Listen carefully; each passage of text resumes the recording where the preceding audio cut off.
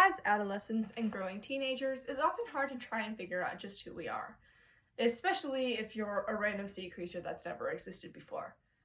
But I'm sure none of us have dealt with that. Serendipity, though, certainly has. As Serendipity, a creature created by Stephen Cosgrove, goes across the ocean, she learns about the true meaning of life. This is Serendipity by Stephen Cosgrove. Once in Antarctica, there sat an egg. But it was no ordinary egg. It was big and large. Nobody knew where this egg came from. The egg sat stuck in the ice for years and years, and eventually the ice broke off and began moving north. The days became warmer and warmer, but still the egg sat stuck in the ice. One day the egg twisted and squirmed, crickled and cracked, and then finally hatched. And there, standing on wobbly legs, was heaven knows what. I guess you could call her a sea serpent, but that's not really what she was. She was big, pink, and definitely scared. Suddenly, a large wave rolled over the iceberg and sent her into the ocean. A large walrus, hearing the floundering, came over and saw what she was. "I have never seen you before," said the walrus. "I don't know who or what I am," she said, and with that, she turned onto her back. As quickly as he could, the walrus taught her how to swim. And when she was afloat, he looked at her up and down. "You are too big to be a tuna, and too small to be a whale. I just don't know what you are," said the walrus. "I don't know who or what I am," she said.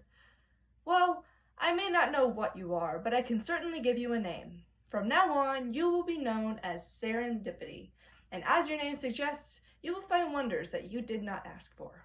As for what you are, I can't tell you that. But I can take you to the island of Capri, where all of the fishes in the world are to meet, and they can tell you what you are." And with that, two of them set off. They continued on their way until eventually they heard cries of help over the horizon. They swam over to see what was wrong, and there they found a dolphin, caught in a net. "However did you get caught in this net?" asked Serendipity. "I was swimming to the island of Capri when these fishermen threw their net upon me." "Should we help or should we go on our way?" said Serendipity. "Always help where you can," said the walrus. Serendipity went over to the fisherman's boat and tipped over the boat. During that time, the walrus had enough time to untangle the dolphin from the net. "I am indebted to you," said the dolphin. Then he looked at her. "The likes of you I have never seen, but the walrus I know, for he is my cousin. What are you?" "I don't know who or what I am," said Serendipity, "but the walrus is taking me to the island of Capri, where all the fishes in the world are to meet, and they will decide what I am."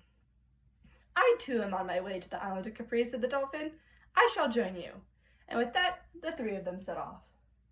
They went for a while, and eventually the days became warmer and warmer, and eventually the waters that they swam in became muddy and dark. "What is all of this?" asked Serendipity. "Unfortunately, Serendipity, we must float close to the land, with all the land dwellers throwing their trash and oil into the ocean." "Can we not just swim underneath it and go past all of this?" "No, Serendipity," said the walrus. "It will not help the fish that live in this." Serendipity, being much bigger than the walrus and the dolphin combined, had much more oil on her than the other two. So she began bobbing up and down in the water, trying to rid herself of the oil. Finally, with one last bob in the water, she sent all of the oil and trash onto the land dwellers. "Oh, Serendipity," the walrus and dolphin laughed. "I am sure they'd think twice before throwing their garbage in the ocean again." And with that, they set off. Finally, they arrived to the island of Capri and saw all of the fishes in the world.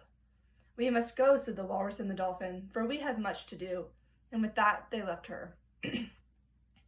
Well, thought Serendipity, I'm not going to find out who I am by just sitting here. She pushed her way to her front, and there, in front of all of the fishes, were the walrus and the dolphin. "We are the leaders of the fish," they said.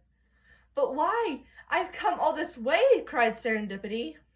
"Serendipity," said the dolphin, "you have gone through many troubles on your way here, and you have found exactly who and what you are. As to what you are brave, courageous, and kind. As to who you are," said the dolphin, "you are Serendipity, and as your name suggests, you have found wonders that you did not ask for." Thank you.